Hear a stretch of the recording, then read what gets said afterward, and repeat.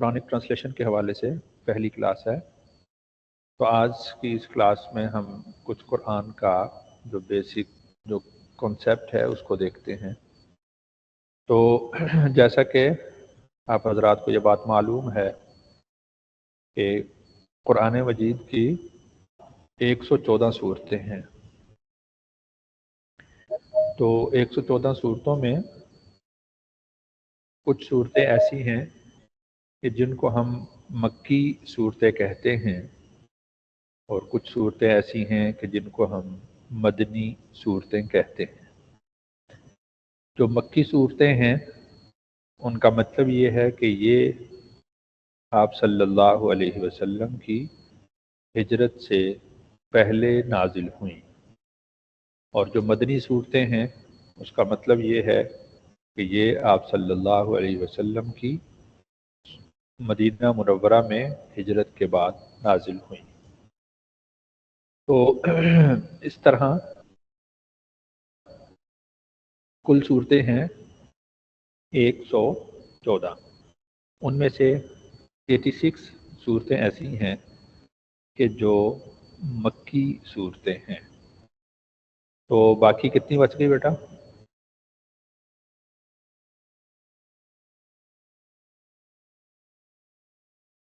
بولیے۔ سر جی 28 رہے ہیں 28۔ جی، تو 28 صورتیں مدنی ہیں، ٹھیک ہے۔ تو سب سے پہلے یہ سمجھ لیں کہ یہ جو مکی اور مدنی کا کانسیپٹ میں نے آپ کو دیا ہے یہ بہت بیسک سا کانسیپٹ ہے۔ اس میں کچھ ڈیٹیل یوں ہے کہ دیکھیں کہ ہم نے یہ بات کہی جو ہجرت سے پہلے نازل ہوئیں وہ مکی ہیں، اور جو ہجرت کے بعد نازل ہوئیں وہ مدنی ہیں۔ تو اب دیکھو کہ آپ صلی اللہ علیہ وسلم نے اگر سفر کیا ہے اور مکہ سے باہر گئے ہیں، اس وقت کوئی صورت نازل ہوئی ہے تو چونکہ ہجرت سے پہلے ہے تو ہم اس کو کیا کہیں گے؟ مکی۔ صورتیں۔ اور جو ہجرت کے بعد آپ صلی اللہ علیہ وسلم پر نازل ہوئی، بھلے آپ اس وقت مکہ مکرمہ میں تھے تو چونکہ ہجرت کے بعد نازل ہوئی تو ہم اس کو کیا کہیں گے؟ مدنی ہی کہیں گے، ٹھیک ہے۔ اب دیکھیں کہ کچھ آیتیں کچھ صورتیں ایسی ہیں کہ فتح مکہ ہوا سن 8 ہجری میں،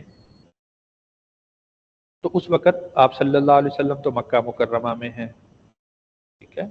اس کے بعد آپ صلی اللہ علیہ وسلم طائف میں چلے گئے، پھر آپ علیہ السلام حنین میں چلے گئے، پھر آپ علیہ السلام واپس تشریف لائے مدینہ منورہ میں۔ اب جب آپ مکہ میں تھے تب بھی کچھ آیتیں صورتیں نازل ہوئیں، جب آپ طائف میں تھے حنین میں تھے تو اس وقت بھی کچھ آیتیں نازل ہوئیں۔ تو ہم دیکھیں کہ آپ صلی اللہ علیہ وسلم اگرچہ اس وقت مدینہ منورہ میں نہیں ہیں، لیکن ہم ان کو کیا کہیں گے؟ مدنی ہی کہیں گے، ٹھیک ہے۔ تو اس میں یوں سمجھ لیں کہ ہمارا جو بیسک رول ہو گیا وہ یہ ہو گیا کہ جو ہجرت سے پہلے نازل ہوا وہ مکی، اور جو ہجرت کے بعد نازل ہوا وہ مدنی، ٹھیک ہے جی۔ اس طرح ہم قرآن مجید کی آیات کو سمجھ سکتے ہیں، صورتوں کو سمجھ سکتے ہیں کہ اس میں جو مکہ مکرمہ سے پہلے نازل ہوئی ہیں یا مکہ مکرمہ کے بعد نازل ہوئی ہیں۔ اچھا، اس میں ویسے تو مینشن ہے کہ یہ صورت مکی ہے، یہ صورت مدنی ہے، ٹھیک ہے۔ اب دیکھیں کہ صورت فلق پڑھتے ہیں اور صورت ناس پڑھتے ہیں، اس کے ساتھ نام لکھا ہوا ہوتا ہے، سورۃ الفلق مکی، سورۃ الناس مکی، ٹھیک ہے، سورۃ الاخلاص مکی، اور اسی طرح سورۃ اللہب جو ہے مکی، اور اسی طرح جو سورۃ النصر ہے یہ مدنی ہے۔ سورۃ النصر سے مراد اذا جاء نصر اللہ والفتح، یہ مدنی۔ تو بات ہم یہ کر رہے تھے کہ اس کی کچھ علامات ہوتی ہیں کہ جن علامتوں سے ہم پہچانتے ہیں کہ یہ مکی ہے یا یہ مدنی ہے۔ تو ان میں سب سے پہلی علامت تو یہ سمجھیں کہ جن آیات میں یا ایھا الناس کے ساتھ خطاب کیا گیا ہے تو وہ صورتیں مکی صورتیں ہیں۔ جن آیات میں یا ایھا الناس کے ساتھ خطاب کیا گیا ہے وہ کون سی ہیں؟ مکی۔ اور جن میں یا ایھا الذین آمنوا سے خطاب کیا گیا ہے وہ کون سی ہیں؟ مدنی صورتیں ہیں۔ ٹھیک ہے بیٹا، تو یہ اس کی پہلی علامت ہوگی۔ دوسری علامت اس کی یہ ہے کہ جو مکی صورتیں یا مکی آیتیں ہیں ان کی آیات چھوٹی چھوٹی ہیں۔ آپ میں سے جو حافظ ہیں تو وہ اس بات کو سمجھتے ہیں، دیکھیں کہ اما یتساءلون عن النبأ العظیم الذی هم فیہ مختلفون، سورۃ نبا جو اما پارہ کی پہلی سورت ہے، اس میں دیکھیں نا چھوٹی چھوٹی آیتیں ہیں۔ اسی طرح والنازعات غرقا والناشطات نشطا والسابحات سبحا، چھوٹی چھوٹی آیات۔ اسی طرح آپ دیکھیں قل هو اللہ احد اللہ الصمد، چھوٹی چھوٹی آیات۔ اسی طرح سورۃ صافات دیکھ لیں، والصافات صفا فالزاجرات زجرا۔ سورۃ واقعہ دیکھ لیں، اذا وقعت الواقعہ لیس لوقعتها کاذبہ خافضۃ الرافعہ۔ اسی طرح دیکھ لیں القاریعۃ ما القاریعہ وما ادراک ما القاریعہ۔ تو یہ چھوٹی چھوٹی آیات ہیں۔ تو یہ اس بات کی علامت ہیں کہ یہ صورتیں، یہ آیتیں کون سی ہیں؟ مکی ہیں۔ ٹھیک ہے، اور جو صورتیں مدنی ہیں تو ان کی آیات بڑی ہیں۔ اب مثال کے طور پر آپ دیکھیں کہ للہ ما فی السماوات وما فی الارض وان تبدوا ما فی انفسکم او تخفوه یحاسبکم به اللہ فیغفر لمن یشاء ویعذب من یشاء واللہ علی کل شیء قدیر۔ اب یہ پوری میں نے جو پڑھی ہے یہ ایک آیت ہے۔ اسی طرح اس سے اگلی آیت دیکھیں، آمن الرسول بما انزل الیہ من ربہ والمؤمنون کل آمن باللہ وملائکتہ وکتبہ ورسلہ لا نفرق بین احد من رسلہ وقالوا سمعنا واطعنا غفرانک ربنا والیک المصیر۔ یہ دیکھیں کتنی لمبی آیت ہے، تو بڑی آیت ہے۔ تو دوسری علامت یہ ہوئی کہ جو چھوٹی آیات ہیں وہ مکی ہیں اور جو بڑی بڑی آیات ہیں وہ مدنی آیات ہیں۔ اسی طرح تیسری علامت یہ ہے کہ تیسری علامت یہ ہے کہ جن آیات میں توحید کا بیان ہے، رسالت کا بیان ہے، آخرت کا بیان ہے، تو وہ صورتیں، وہ آیتیں مکی ہیں۔ اور جن میں نماز کا بیان، روزے کا بیان، حج، زکوٰۃ، جہاد اور معاشرت، معاملات، خرید و فروخت، نکاح طلاق کے مسائل، یہ جن آیات میں بیان کیا گیا ہے وہ مدنی ہیں۔ ٹھیک ہے، تو یہ تین علامتیں آپ لوگوں نے یاد رکھنی ہیں مکی اور مدنی کے درمیان ڈفرینس کی۔ تو اگر آپ میں سے کوئی اسٹوڈنٹ مجھے بتا دے ذرا کنسائزلی، پہلی علامت کیا ہے؟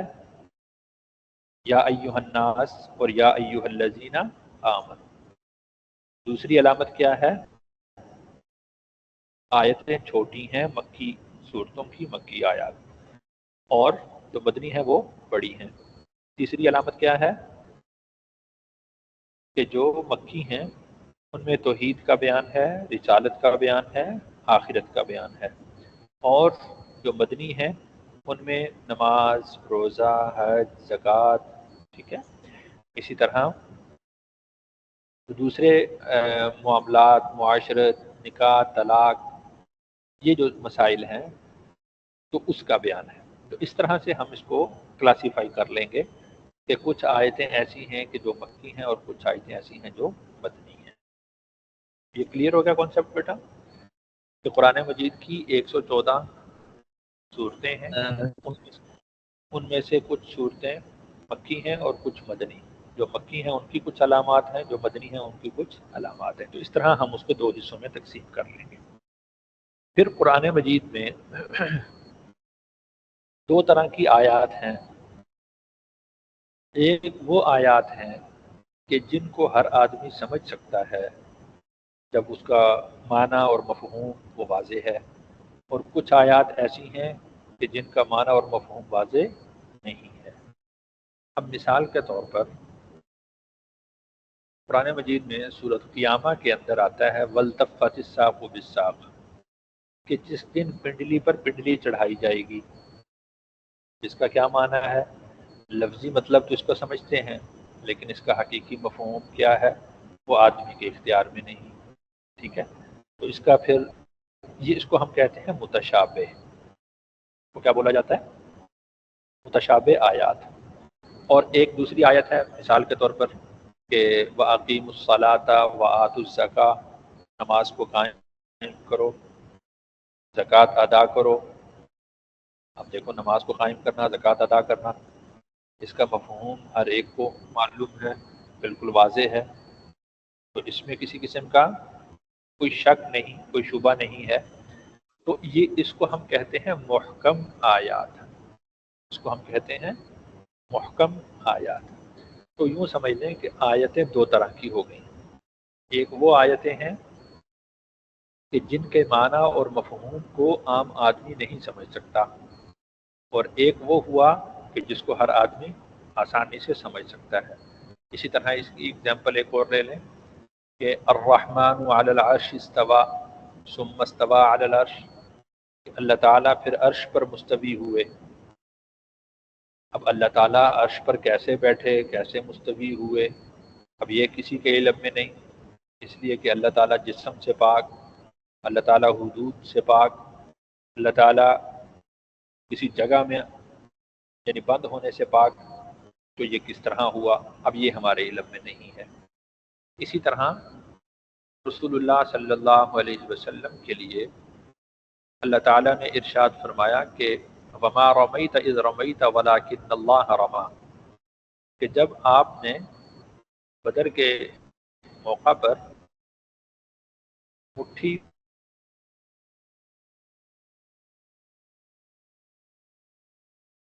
سب مشرکین کی آنکھوں میں پڑ گئی تھی، تو اللہ تعالیٰ نے فرمایا کہ وہ آپ نے مٹی نہیں پھینکی بلکہ اللہ کے ہاتھ نے پھینکی ہے.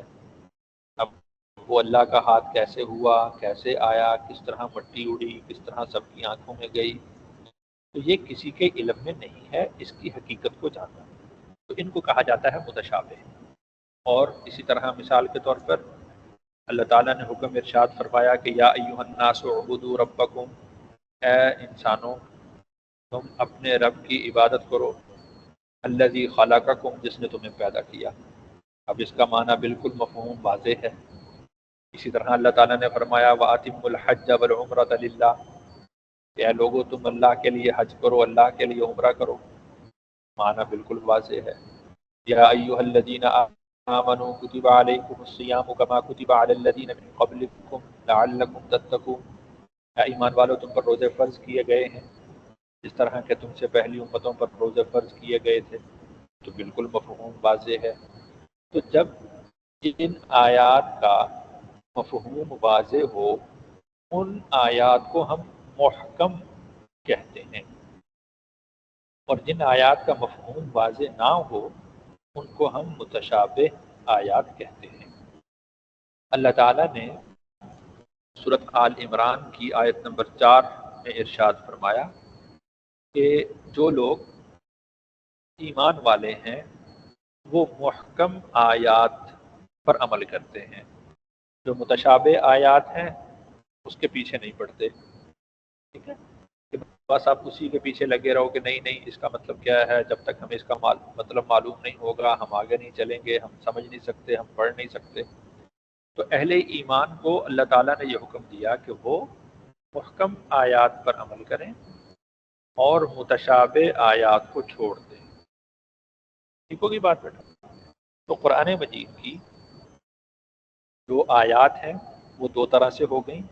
ایک کو ہم یہ کہتے ہیں محکم، سمجھ کے اعتبار سے، سمجھنے کے اعتبار سے، ایک کو ہم نے کہا محکم اور ایک کو ہم نے کہا متشابہ۔ تو محکم آیات کو سیکھنا، سمجھنا، اس پر عمل کرنا ہے، اور جو متشابہ آیات ہیں تو وما یعلم تأویلہ الا اللہ۔ جی ایمن ملک،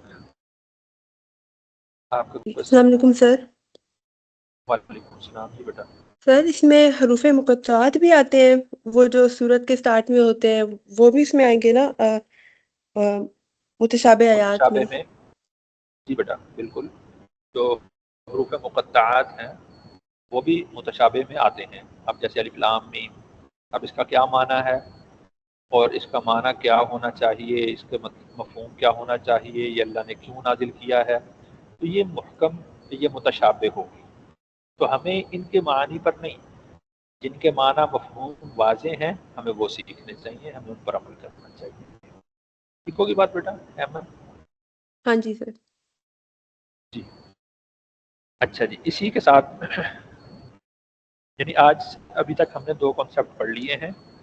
پہلا کانسیپٹ ہم نے پڑھا مکی اور مدنی کا، اس کی کچھ علامات ہم نے پڑھی، اور دوسرا کانسیپٹ ہم نے پڑھا محکم اور متشابہ آیات کا۔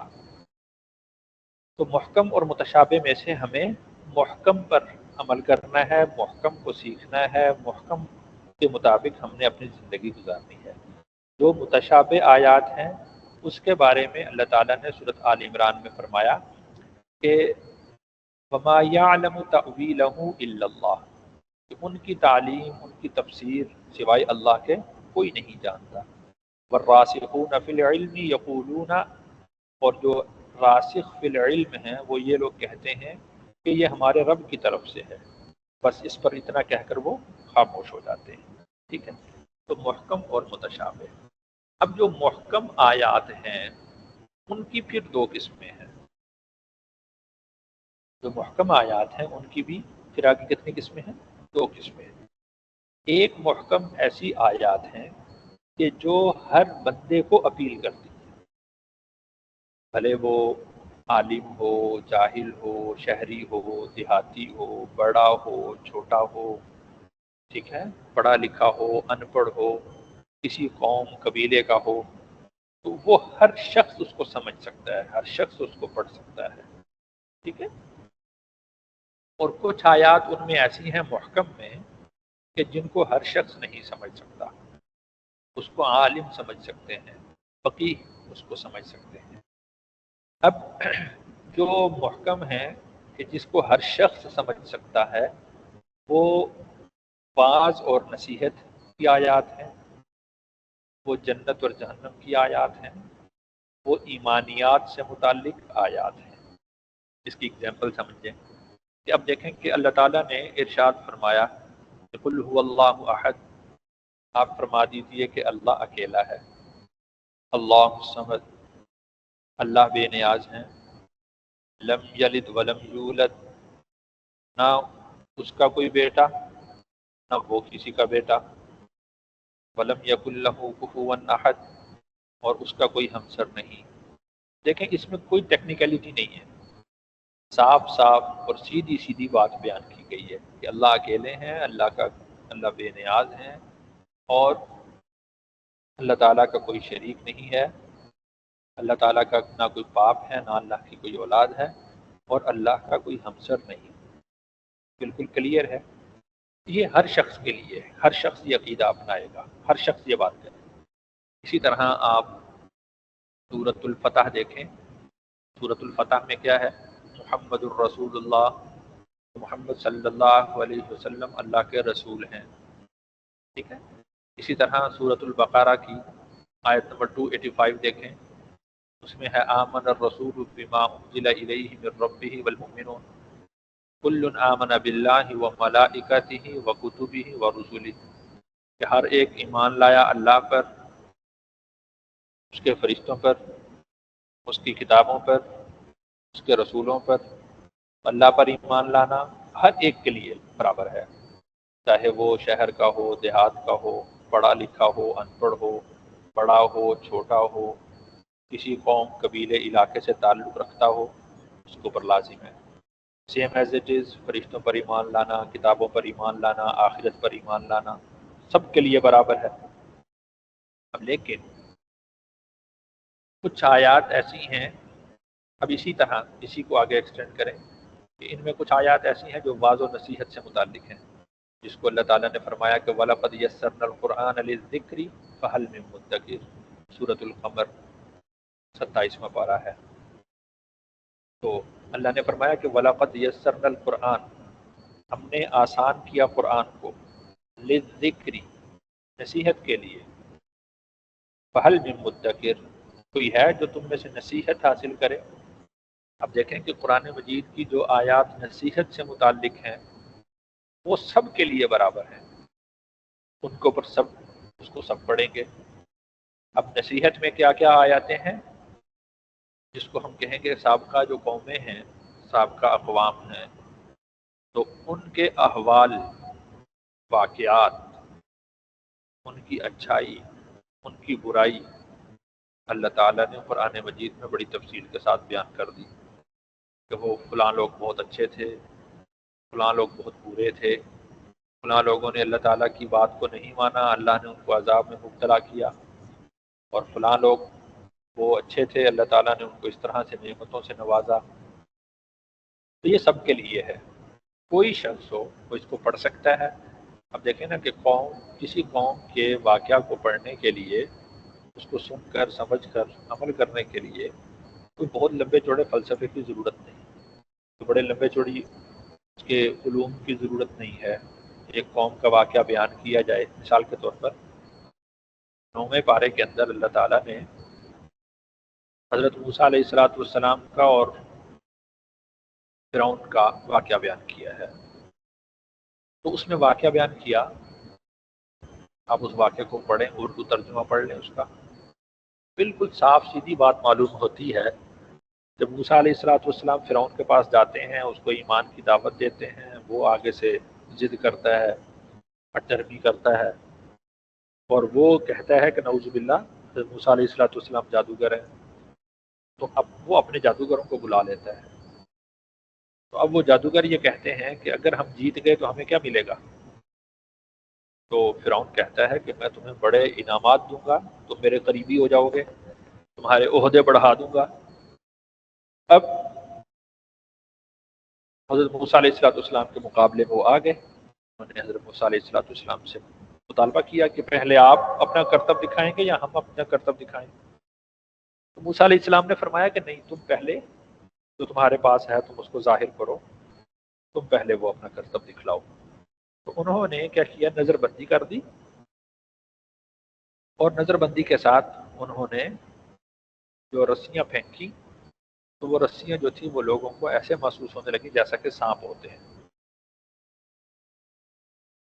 حضرت موسیٰ علیہ السلام کو اللہ تعالیٰ نے حکم دیا کہ آپ کے ہاتھ میں جو عصا ہے آپ وہ پھینکیں۔ موسیٰ علیہ السلام نے وہ عصا پھینکا، تو اس سے کیا ہوا، حضرت موسیٰ علیہ السلام کا جو عصا تھا وہ اژدہا بن گیا، اور اس نے وہ ساری جو رسیاں تھیں جو سانپ نظر آ رہے تھے وہ سارے کھا لیے۔ پھر اللہ نے حکم دیا کہ موسیٰ کہ تم اس عصا کو دوبارہ پکڑو۔ موسیٰ علیہ السلام نے عصا کو دوبارہ پکڑا تو وہ دوبارہ لاٹھی بن گیا۔ تو دیکھیے کہ پھر وہ جو جادوگر تھے وہ لوگ مسلمان ہو گئے، سارے جادوگر مسلمان ہو گئے۔ اب فرعون نے ان جادوگروں کو عذاب دینے کا سوچا، عذاب دیا، ان کو شہید کر دیا۔ اب یہ دیکھیں کہ ایک واقعہ ہے، اس واقعہ کو پڑھنے کے لیے کوئی زیادہ فلسفے کی ضرورت نہیں ہے، کوئی بڑے علوم کی ضرورت نہیں ہے، ٹھیک ہے؟ ایک سادہ سی بات ہے کہ جو شخص بھی اللہ تعالیٰ کے احکامات کو مانے گا اور اللہ کے نبی کی پیروی کرے گا، اللہ تعالیٰ اس کو کامیاب کر دیں گے، اس کو عزت دیں گے۔ حضرت موسیٰ علیہ السلام کا واقعہ ایک اور بھی اللہ نے بیان کیا، جب فرعون پیچھے پڑا تو وہ سمندر سے پار ہو گئے، تو فرعون کو غرق کر دیا۔ یہ اس میں سادہ سی اگزامپل ہے کہ کوئی اگر اللہ کی نافرمانی کرتا ہے تو اللہ اس کو غرق کرنے پر قادر ہے، اور اگر کوئی اللہ کی اطاعت اور فرما برداری کرتا ہے تو اللہ تعالیٰ اس کو ہر طرح سے بچانے پر بھی قادر ہے۔ تو دیکھیں کہ یہ واقعہ ہے صاف سیدھا، تو اس کو ہم کہتے ہیں کہ اس میں کوئی زیادہ ٹیکنیکلٹی کی ضرورت نہیں، یہ نصیحت ہے، ٹھیک ہے؟ اسی طرح بہت ساری قوموں کے واقعات اللہ تعالیٰ نے 8ویں پارے کے اینڈ پر بیان کیے ہیں کہ انہوں نے حضرت یعنی انبیاء علیہ السلام نے ان کو یہ باتیں سمجھائی. دوسری جو ہیں اس کے جو محکم ہیں اس میں دوسری آیات وہ ہیں کہ جو احکام سے متعلق ہیں. ایک تو وہ ہیں جو میں نے آپ سے عرض کیا کہ واعظ اور نصیحت سے متعلق ہے، وہ اس کو تو ہر شخص پڑھ سکتا ہے، ہر شخص سمجھ سکتا ہے، ہر شخص سیکھ سکتا ہے، ہر شخص اس سے متعلق یعنی وہ بات بیان کر سکتا ہے. اچھا، دوسری طرح کی وہ آیات ہیں کہ جن کو ہم احکام کی آیات کہتے ہیں. جو احکام کی آیات ہوتی ہیں ان کو ہر شخص نہیں پڑھ سکتا، ان کو ہر شخص نہیں سمجھ سکتا. اس کے لیے علوم کی ضرورت ہوتی ہے. اس کے لیے جب تک آدمی پڑھا لکھا نہ ہو، عالم نہ ہو، تفصیل نہ جانتا ہو، اس وقت تک وہ اس کو نہیں سمجھ سکتا. ان کو ہم کہتے ہیں احکام کی آیات، احکام سے متعلق آیات. اب مثال کے طور پر وضو کے مسائل ہیں، اللہ تعالیٰ نے بیان کیے. غسل کے مسائل ہیں، نماز کے مسائل ہیں، روزے کے مسائل ہیں، حج کے مسائل ہیں. اب اس کو یہ سمجھنا کہ کس پر نماز فرض ہوگی، کس پر نہیں ہوگی، کب وضو کرنا ہوگا، کب نہیں کرنا ہوگا، اور حج کس پر فرض ہوگا، حج کس پر فرض نہیں ہوگا، حج کے لوازمات کیا ہیں، روزہ کب ہے، روزہ کب شروع ہوگا، کب ختم ہوگا، روزے کے لوازمات کیا ہیں. ٹھیک ہے، یہ ساری چیزیں ان کو سمجھنا یہ عالم کا کام ہے. اس میں کوئی دوسرے لوگ احکام سے متعلق جو آیات ہیں ان میں خود سے کوئی ڈسکشن نہیں کر سکتے. تو اس کے لیے پھر علوم کی ضرورت ہوتی ہے کہ ایک ایک لفظ کو سمجھنا، اس کے معنی اور مفہوم کو سمجھنا. ٹھیک ہے. اب مثال کے طور پر اس میں آتا ہے وضو کے جو سورۃ مائدہ ہے، مائدہ کی آیت نمبر 6 ہے کہ یا ایھا الذین آمنوا اذا قمتم الى الصلاة فاغسلوا وجوهکم وایدیکم الى المرافق وامسحوا برؤوسکم وارجلکم الى الکعبین. تو یہ وضو کے مسائل اس میں ڈسکس کیے گئے ہیں. اب ان کے جو مسائل ہیں، اس کی جو لمیٹیشنز ہیں، تو وہ اسی کو وہی شخص سمجھ سکتا ہے جو عالم ہو. اسی طرح روزہ فرض ہے. اب دیکھیں کہ کس آدمی نے روزہ رکھنا ہے، کس نے نہیں رکھنا، کون کتنا بیمار ہو تو روزہ توڑ سکتا ہے، روزہ چھوڑ سکتا ہے، اور روزہ شروع کب ہوگا، روزہ اینڈ کب ہوگا. یہ ساری چیزیں، روزہ کن چیزوں سے ٹوٹ جاتا ہے، کن سے بچتا ہے، کن سے نہیں ٹوٹتا، تو یہ ساری چیزیں احکام سے متعلق ہوتی ہیں. تو یہ ہر آدمی اس میں ڈسکشن نہیں کر سکتا، ہر آدمی اس کو نہیں سمجھ سکتا. تو یہ اس کے لیے ضروری ہوتا ہے کہ وہ عالم ہو.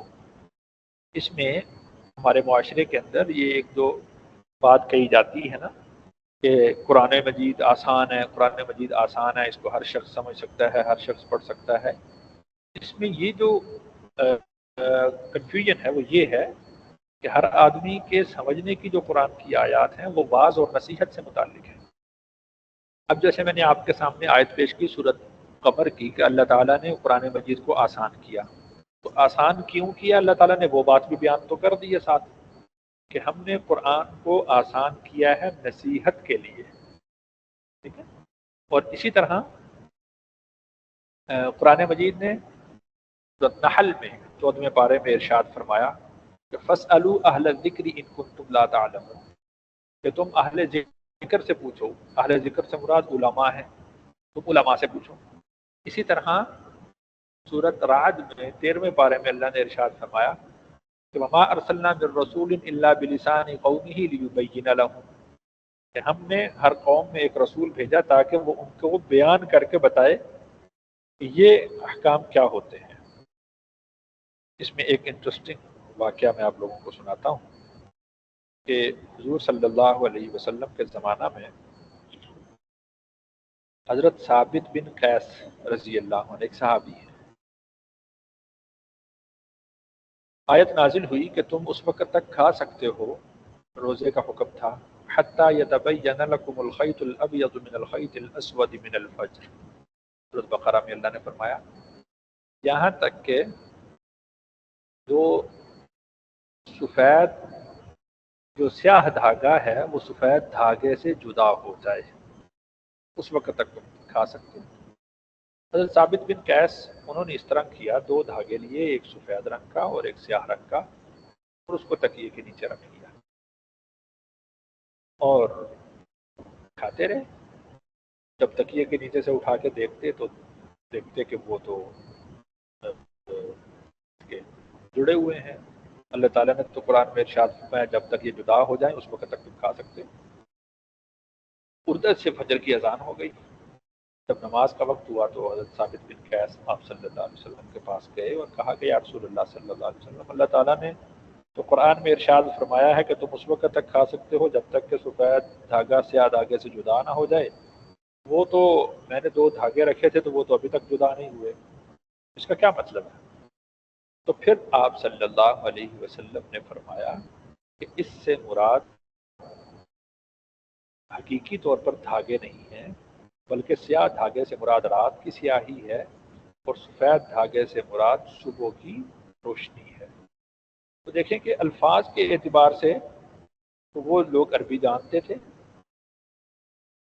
لیکن رسول اللہ صلی اللہ علیہ وسلم سے پوچھنے کی ضرورت پیش آئی۔ اس کا مطلب یہ ہے کہ جب کوئی کنفیوژن ہو تو وہ فاسألوا اہل الذکر، جو اہل علم ہیں ان کی طرف رجوع کیا جائے گا، ان سے پوچھا جائے گا۔ تو قرآن مجید کی جو آیات ہیں وہ 2 طرح سے ہیں۔ پہلے اس کی ڈویژن ہے محکم اور متشابہ کے لحاظ سے، اس میں ہم نے محکم کو دیکھنا ہے، متشابہ کو نہیں دیکھنا۔ پھر دوسری ہے جو محکم ہے، اس میں 2 طرح کی ہیں، ایک وہ ہے جو واضح و نصیحت سے متعلق ہیں اور دوسری وہ ہے جو احکام سے متعلق ہیں۔ تو ہم ہر آدمی، عام آدمی، وہ واضح و نصیحت والی آیات کو دیکھے گا۔ جو احکام سے متعلق آیات ہیں تو وہ اہل علم کے لیے ہیں۔ اللہ تعالیٰ نے قرآن مجید سورۃ نساء میں ارشاد فرمایا وَأَطِیعُوا اللَّهَ وَأَطِیعُوا الرَّسُولَ وَأُولِي الْأَمْرِ مِنْکُمْ، تو تم اللہ کی اطاعت کرو اور اللہ کے رسول کی اطاعت کرو، اور جو تم میں سے اولی الامر ہیں، اہل علم ہیں، تم ان کی اطاعت کرو، یعنی جو تمہیں وہ مسئلے بتا دیں، جو مسائل بتائیں، تم ان کی اطاعت کرو، تم ان کی پیروی کرو۔ تو اس میں ہر آدمی کے لیے یہ اجازت نہیں ہے کہ وہ قرآن مجید کی آیات کے جو احکام ہیں ان پر گفتگو کرے، ان پر ڈسکشن کرے، تو یہ ہر ایک کے لیے اجازت نہیں ہے۔ تو پھر قرآن مجید کی جو آیات ہیں جو واضح و نصیحت سے متعلق ہیں، پھر اس میں کئی اس کی آگے ڈویژنز ہیں۔ اب واضح و نصیحت میں ایک تو بات میں نے یہ بات عرض کی کہ سابقہ قوموں کے واقعات ہیں، دوسرا یہ ہے کہ واضح و نصیحت میں نیک اعمال کو بیان کیا گیا ہے اور اس کے بدلے کو بیان کیا گیا ہے، اس کا اجر بیان کیا گیا ہے، اور اسی طرح اس کے پیرالل برے اعمال کو بیان کیا گیا ہے اور ان کے بدلے کو، ان کی برائی کو، ان کی سزاؤں کو بیان کیا گیا ہے۔ تو اس کی جو برائی ہے اور یا نیکی کا جو بدلہ ہے، اس کا کچھ حصہ، کچھ بدلہ اللہ تعالیٰ نے دنیا کے اندر انسان کی زندگی میں اس کو بیان کیا ہے۔ مثال کے طور پر سورۃ طٰہٰ ہے 16ویں پارے میں، اس میں اللہ تعالیٰ نے ارشاد فرمایا کہ وَمَنْ أَعْرَضَ عَنْ ذِكْرِي فَإِنَّ لَهُ مَعِيشَةً ضَنكًا وَنَحْشُرُهُ يَوْمَ الْقِيَامَةِ أَعْمَىٰ، کہ جو شخص میرے ذکر سے اعراض کرے گا تو میں اس کی زندگی کو تنگ کر دوں گا، اور قیامت کے دن ہم اس کو اندھا اٹھائیں گے، قیامت کے دن ہم اس کو اندھا اٹھائیں گے، قیامت کو وہ نابینا ہوگا۔ تو وہ اللہ سے کہے گا کہ اے اللہ، میں دنیا کے اندر تو بینا تھا، میں دنیا میں تو دیکھتا تھا، آج مجھے کیوں اندھا اٹھایا گیا؟ تو اللہ تعالیٰ ارشاد فرمائیں گے کہ کذالک اتتک آیاتنا فنسیتها وکذالک اليوم تنسی، کہ میری آیات بھی تیرے پاس پہنچی تھی اور تو نے میری آیات کو اسی طرح ان سے نظر چرائی تھی، تو آج ہم نے آپ کو اس کے بدلے میں اندھا کر دیا۔ تو دیکھیں کہ گناہ بھی بیان کیا اللہ تعالیٰ نے، اور گناہ کے ساتھ اس کی سزا بھی بیان کر دی، تو یہ دنیا کے اندر بھی ہوا اور آخرت میں بھی۔ اسی طرح سورۃ فرقان ہے 19ویں پارے میں، اللہ تعالیٰ نے اس میں ارشاد فرمایا کہ الا من تاب وآمن وعمل عملا صالحا فاولئک یبدل اللہ سیئاتہم حسنات، جو شخص توبہ کرے، ایمان لائے، اعمال صالحہ کو اختیار کرے، تو ہم اس کے گناہوں کو نیکیوں میں بدل دیں گے۔ تو دیکھیں یہ اس کی نیکی ہوئی نا، توبہ کرنا نیکی ہے، ایمان لانا نیکی ہے، اور اعمال صالحہ اختیار کرنا نیکی ہے۔ اس کا بدلہ کیا ہوا کہ اس کے گناہ نیکیوں میں تبدیل ہو گئے۔ اسی طرح سے اللہ تعالیٰ نے ارشاد فرمایا کہ فَلَنُحْيِيَنَّهُ حَيَاةً طَيِّبَةً، کہ ہم اس کو پاکیزہ زندگی عطا کر دیں گے، ایسی زندگی کہ جس سے وہ خوش ہو جائے، ہم اس کو وہ زندگی عطا کریں گے۔ تو نیکی کا کچھ بدلہ وہ اللہ تعالیٰ اس کو دنیا میں عطا کرتے ہیں۔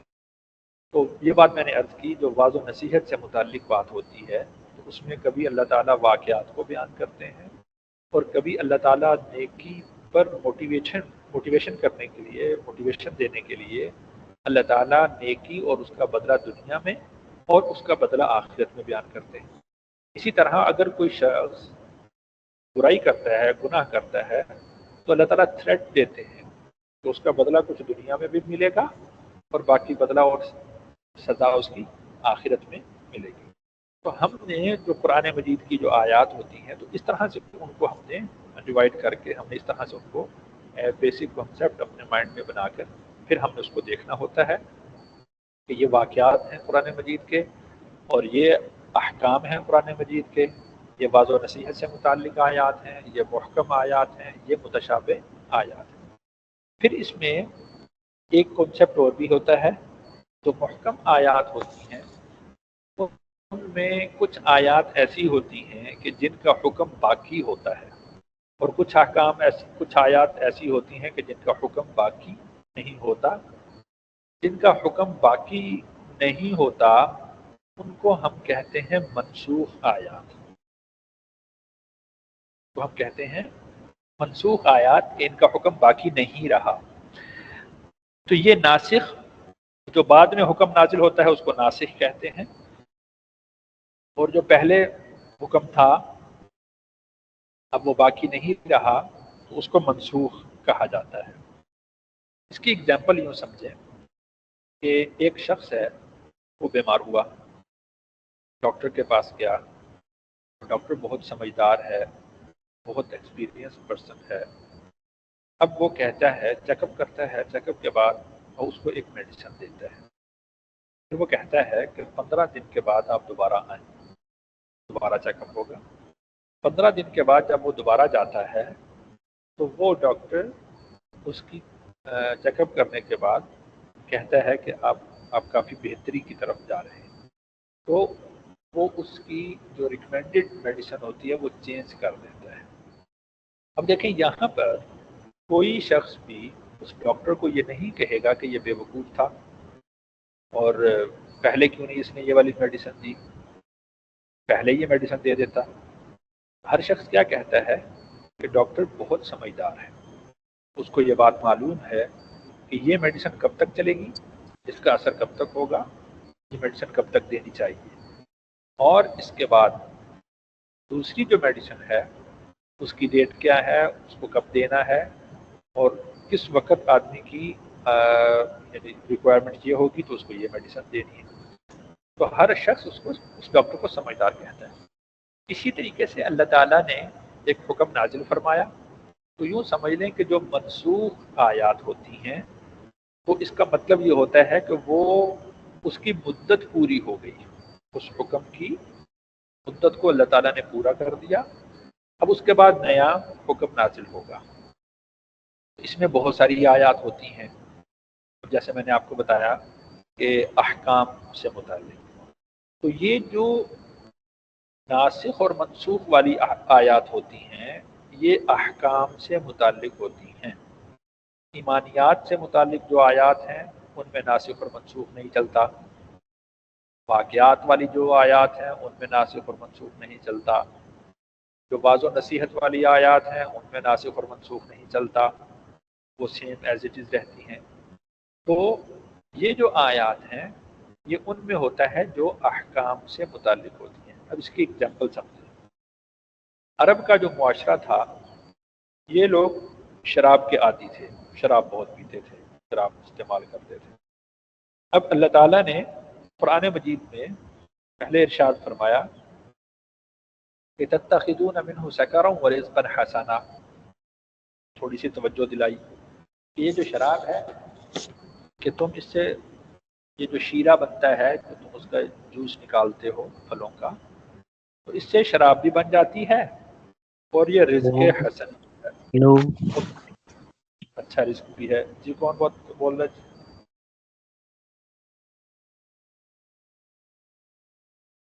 اچھا جی، تو اس کے بعد پھر دوسری آیت نازل ہوئی کہ یا ایھا الذین آمنوا لا تقربوا الصلاۃ وانتم سکارى، کہ اے ایمان والو یہ جب تم شراب کی حالت میں ہو، نشہ کیا ہوا ہو، نشے کی حالت میں ہو تو تم نماز کے قریب نہ آؤ۔ تو اس سے تھوڑی سی نفرت پیدا کی گئی کہ دیکھو کہ اس کنڈیشن میں نہیں آنا، جب یہ کنڈیشن ختم ہو جائے گی تو پھر نماز پڑھنی ہے، تو لیمیٹیشنز کچھ دے دی۔ پھر اللہ تعالیٰ نے ایک اور آیت نازل فرمائی جس میں اللہ نے ارشاد فرمایا کہ اس کے فوائد بھی ہیں نقصان بھی ہیں، اس کے فائدے بھی ہیں اور نقصان بھی ہیں۔ وَإِثْمُهُمَا أَكْبَرُ مِن نَفْعِهِمَا، لیکن اس کا جو گناہ ہے، اس کا جو نقصان ہے وہ اس کے نفع سے بہت بڑا ہے۔ تو ہر عقل مند آدمی اس کا یہی کہتا ہے کہ جو جس کا نفع بھی ہو نقصان بھی ہو، لیکن نقصان زیادہ ہو تو اس کو چھوڑ دینا چاہیے۔ یہ تیسری آیت نازل ہوئی۔ پھر چوتھی آیت نازل ہوئی کہ انما الخمر والمیسر والانصاب والازلام رجس من عمل الشیطان فاجتنبوہ، یہ جو شراب ہے، جوا ہے، پانسے کے تیر ہیں، یہ سب شیطانی اعمال ہیں، لہذا تم ان سے بچو۔ تو ان کو اللہ تعالیٰ نے شراب کو بالکل یا حرام قرار دے دیا۔ اب دیکھیں کہ یہ احکام کی آیات ہیں۔ اب اگر کوئی شخص، اب اس کو یہ سمجھنا ہوتا ہے یہ عالم کا کام ہوتا ہے، جیسے میں نے پہلے آپ سے عرض کیا کہ جو احکام کی ڈسکشن ہوتی ہے وہ علماء کرتے ہیں، وہ علماء کا کام ہوتا ہے۔ اب اگر کوئی ایک آدمی کہے کہ نہیں اللہ تعالیٰ نے تو قرآن میں کہا ہے کہ جب تم نشے کی حالت میں ہو تو نماز کے قریب نہ آؤ، تو اس کا مطلب یہی ہے کہ نماز کے علاوہ اگر کوئی آدمی کے پاس وقت ہو تو اس میں نشہ کر سکتا ہے، تو اس سے تو یہی بات معلوم ہوتی ہے۔ تو یہی یہاں سے غلطی پیدا ہو جائے گی کہ کام اس وقت، یعنی جو محکم آیات ہیں ان میں جو احکام سے متعلق آیات ہیں ان کو علماء دیکھیں گے، علماء بیان کریں گے کہ یہ پہلی آیات منسوخ ہو چکی ہیں، جو آخری آیت ہے وہ پرماننٹ حکم ہے کہ اب اللہ تعالیٰ نے ہمیشہ کے لیے شراب کو حرام قرار دے دیا ہے۔ تو اس طرح سے ہم قرآن مجید کی آیات کا، صورتوں کا، اور اس طرح قرآن مجید کے جو واقعات ہیں ان کو اس طرح سے ہم کلاسیفائی کر کے پھر اس کے متعلق ہم ڈسکشن کرتے ہیں، ان کو پڑھتے ہیں۔ اس سے پھر ہمیں یہ بات آسانی سے سمجھ آ جاتی ہے کہ اس میں ہمیں کیا چیز سمجھ آئی ہے، کیا چیز سمجھ نہیں آئی۔ تو جو ہمیں چیز سمجھ آئی ہوئی ہو تو وہ ویل اینڈ گڈ، بہت اچھا ہے، اور اگر کوئی چیز سمجھ نہ آئی ہوئی ہو تو پھر ہمیں وہ کسی عالم سے، کسی اسکالر سے اس کے متعلق پوچھنا چاہیے۔ جی بیٹا، اگر یہاں تک آپ کا کوئی کوشچن ہو